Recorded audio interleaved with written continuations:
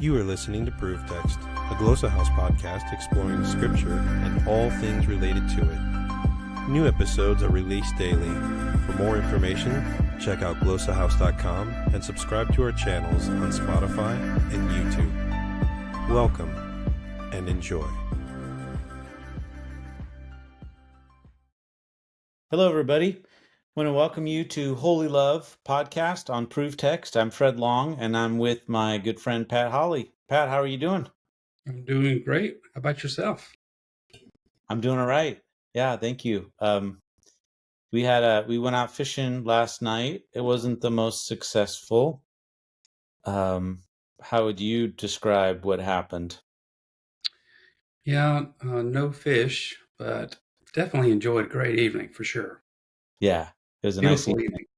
Yeah. Yeah, the boat was dry. I guess I got a new little boat to leave at the farm, so it was dry until someone spilled an adult beverage in the bottom of the boat, and then became wet at the bottom. But Do a thing like that. I don't know. I don't know. But well, we are continuing. I think this is episode 18, and if you have any questions, anything you'd like us to particularly to discuss, we'd love to do it. We can look at Greek words.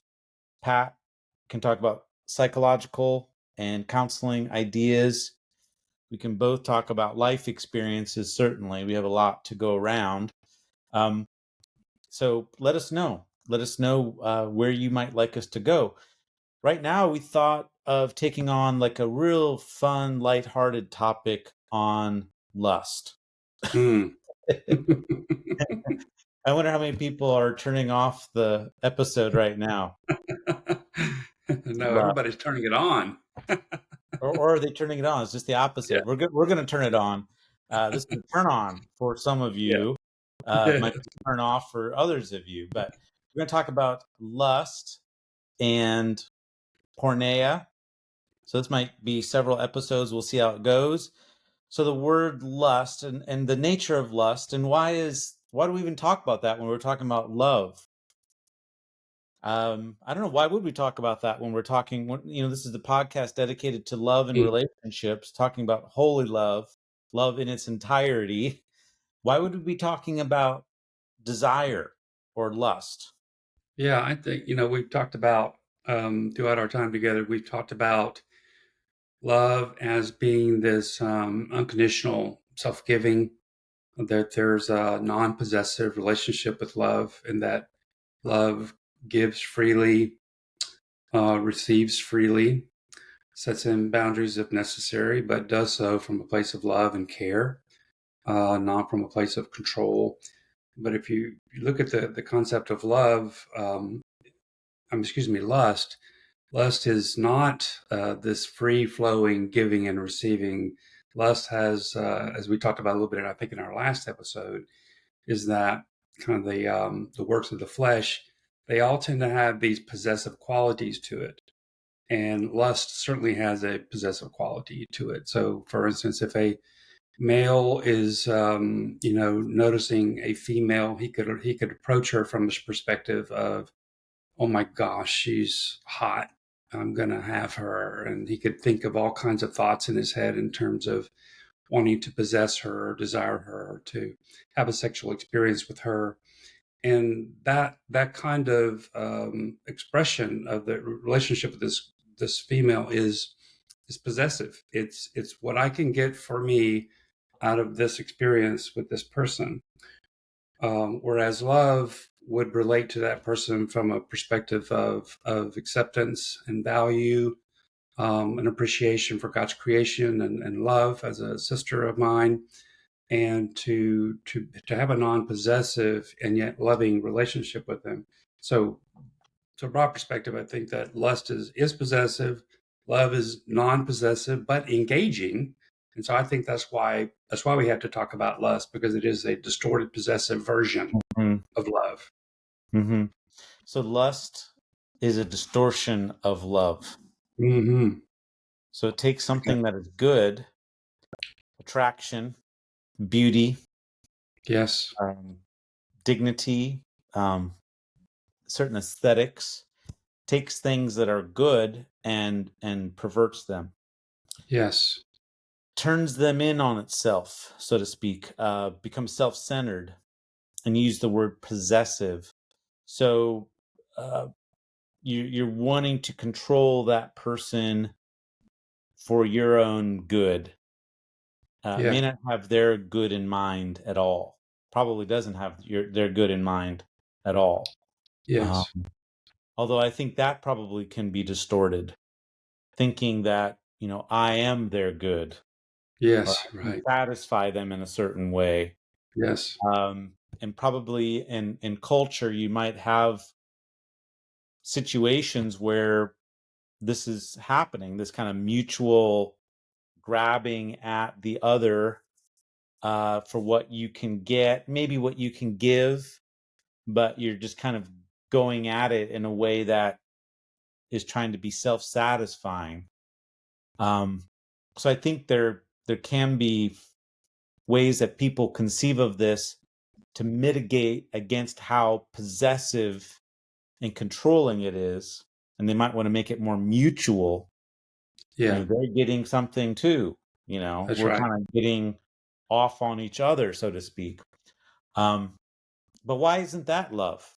Why wouldn't that be love if these are consenting, willing adults? Why is that not love if they're self-giving in both respects? What's off with that? You mean like people that are not married, or you mean two people who just agree to use each other and it's Yeah. okay? Which one? Well, yeah. I mean, two people that agree to be satisfied with each other, Hmm. or to get Yeah. satisfied from each other. Well, we probably don't even have to put in the criteria of marriage because you could use somebody and be married to them, still have a lustful relationship with them. Yeah. Um, so I think what makes it wrong is kind of what you were saying, is that what makes it wrong is that it's very narrow. It has a very narrow egocentric perspective. Even if we've colluded to be egocentric together, I think it falls, kind of implodes in on itself. We could come away from that experience and say, yeah, wasn't that fun? But I would have to question whether Mm. that had any creative and loving beauty that would radiate out from that relationship to other people. So whereas love, like you said, is not narrow. Love kind of reaches out and moves out to the other, and therefore kind of naturally bears fruit because of Mm. that. It might be difficult to find the tangible reasons for why a mutual agreement to lust wouldn't be good. But I think if you could unpack it and see what happened, behind the scenes, you would see that that's a very confining, insular experience. Even if it's between two people, it can't radiate out in this Mm. kind of overflowing joy and generosity of spirit. It'll just be these two private people who had these two private experiences that wasn't really meaningful or creative, pleasurable maybe, but not meaningful or creative. That's really helpful. So it might check off certain boxes of, Right. and certain boxes of that are maybe close to good. God made us as pleasurable people, right? I mean, he made us with attraction. He made us so that we could experience sexual pleasure. These are good things that God has made inherently within us. But I really appreciate what you're saying, that there's not an outward sharing that can happen. Um, like a family can't ideally be produced, right? People wouldn't want a family, right? They wouldn't want a family Right. produced in this context. There would likely be an end to this kind of experience, and endings like that, usually someone has the upper hand. someone someone leaves on their terms, and the other person is left like, well, that wasn't very satisfying in the Yeah. end. I'm feeling rejected. So there's, I think, a less stable foundation for relationship, if any foundation. And then there's not an expansiveness to it in the sense that it opens up for others. It's for others. So in a husband-wife relationship, there's an opening up possibility, and not everyone has this possibility, but for children, and this then becomes expansive of the relationship. And so, can that even happen? Is it that even desirable if you just have two people that decide to lust after each other and go into a relationship like that? It's going to be deficient. It might check off certain boxes, Yeah. probably the low-hanging fruit boxes, right? Yeah. Yeah. Real low, but then in the end is going to be hurtful, ending in bad terms, and not helping people be more complete, be more whole, and who and what it means to be a human being. It rather begins to profile people and construe them narrowly according to desires. Yes. And the other thing I think about in terms of sexuality is that my reflection on it from a biblical perspective is that my sexuality should be surrendered to my spouse. In other words, that the sexual pleasure that someone would experience, it comes about as a gift of the other person because they want to love you and please you in this way. Mm-hmm. Whereas lust is I'm manipulating the experiences to get what I want and trying to create the scenario that makes it be the way that I want. Not that there can't be preferences in sexual encounters, but I'm just saying that ultimately there's this surrender of one's body and sexual experience to the other, even if there needs to be some form of education for the other person about how to love the other person sexually. And so there's that part of it as well. And the other part of it too is that I think that any behavior that is done because of desire only, if it's done out of desire, I think is addictive. Whereas if I do something because I choose to love, then I don't have to have that repeated behavior in order to be able to survive well. Whereas with lust or any other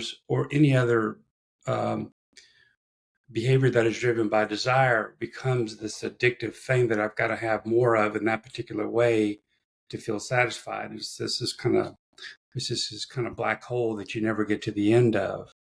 Because if you think about it, like if lust is a compelling thing. In other words, I feel compelled I've got to do this so I can feel good. Whereas if I chose to love somebody in a sexual way, I'd have to make a conscious choice to do the good. It wouldn't come out of this compulsive component of my interaction with this person. It would be a conscious, rational choice that I made to put this person first, and as opposed to what I feel like doing. Does that make sense? Totally makes sense. So love calls for a more integrated response, a more integrated, And specifically a free choice, as opposed freeing to I've got choice. to have this experience, so I've got to do this so I can feel this experience. And I would say even freeing choice. So a free Yeah, choice out of me, but a yeah, freeing choice in the sense that I'm not obligating people or controlling them in a yeah, certain way as an yes, object of my lust or as an object of my desire. right. Totally makes Agreed. sense. And I'm also not demanding that I have a certain kind of experience either. Yes. I'm not tying myself down to Yeah. having some kind of experience. Yeah. So we're touching on some really important things here in regard to just how we relate to our own bodies Hmm. and something that we all have, desires. Now the word desire is in Greek, there's different words that can overlap. It's ἐπιθυμία. There's that's a noun form. It's derived from a verb ἐπιθυμeo, which is a strong desire. In general, the desire in New Testament usage can be just longing. It can be like a longing in general. So Jesus uses it like he says, I have earnestly desired to eat this Passover with you before I suffer. So that's in Luke 22:15. So that's quite interesting. So it's used in a way that just expresses like a deep longing. And obviously that's not a sinful longing. Paul talks about, I'm hard pressed and have this desire to be with Christ, to depart and to be with Christ. So this is something that he has this desire, but he chooses to stay and remain for the sake of the Macedonians, the Philippians. So that's Philippians 1:23. In 1 Thessalonians 2:17, Paul has this eager and great desire to see them face to face. So these are all very positive expressions, or neutral, if not even positive. But more generally, this word has to do with lusts, and it's in lists that make it clear that it's a bad thing. So Paul says, so sometimes it's in lists, but sometimes it's in discussions where it's clear it's a bad thing. So in Romans 6:12, Paul says, do not let sin reign in your mortal body, so that you obey its lusts, its desires. So our mortal bodies means that our bodies that are dying. We are embodied creatures, and right now we are falling short of the glory of God. For all have sinned, and the translations often say, and fall short of the glory of God. But the Greek wording is, are falling short of the glory of God. And I think what that means is that we're slowing down and dying at a certain point. So I think I've already reached my peak. I'm already on the decline personally. I mean, I'm speaking that personally in certain regards. Physically, I mean, my body is breaking down. I think I'm a 18 or 20-year-old. I just start throwing myself at things and I get hurt. So there's something in our bodies that make them mortal right now, and that's due to our rejecting God's ways. What that means, though, is that we are subjected to decay and death, and there's a temptation in being self-oriented, in focusing on our flesh, our bodies. And so last time we were talking about walking by the Spirit and not walking by the flesh. And so we have this opportunity to align ourselves with God and his ways, and to set our minds on that. Paul talked about setting our minds on the things of the Spirit rather than the deeds and the things of the flesh. And the things of the flesh, I think what makes them so compelling, these desires, is that they're very close to us. It's like right here, like I can feel it. And if I want some satisfaction, like if I feel like I need to be satisfied or whatever, want to feel alive, I just can feel myself and my body, which is a gift of God. But when that turns in on itself so that I'm just doing what I want to all the time, that is, I just, whatever I desire, I'm going to do. I'm going to satisfy. I'm going to eat this. I'm going to play this video game. I'm going to drink this. I'm going to lust after this person. I'm going to do these things. Yeah. Then I'm in trouble. Then I'm getting addicted. I think what you said there was really helpful, that when you give in to desires, they never satisfy, and they're always going to want more of you. They're always going to demand more of you and leave you as less satisfied. Yeah. So, yeah. Part of the way I like to think about desire is that is that desire can tell you that something is out of sorts and out of sync with our ultimate destiny. It could let us know that something is lacking, Mm-hmm. that Yeah. is about our ultimate destiny. But the desire itself can't tell us what the missing ingredient is. Yeah. So we might think, if I have this, I'll feel better, Yeah. or I'll really be fulfilled. Yes, you might feel better short term, but there'll be a hangover associated with it. Yeah. And so in other words, there's, like you were saying, there's nothing wrong with desire. It's just that it's the way that we relate to our desire that's problematic. And so I kind of like to think about it in the sense that things are not bad. Relationships are bad. It's the way I relate to a desire, the way that I relate to something is Yeah. problematic, not the thing itself, or not Yeah. even desire itself, as you were describing. Yeah. It's not bad. It's it's my disposition that I choose to have in regard to both the feeling of the desire and the object of the desire as well. Am I oriented toward my self-interest, or am Yeah. I oriented from a place of love, like you said, which would bring about my ultimate freedom Yeah. and would be more associated with my true destiny, as opposed Yeah. to closing in on myself and getting this experience and then becoming addicted to it. Yep. That's great.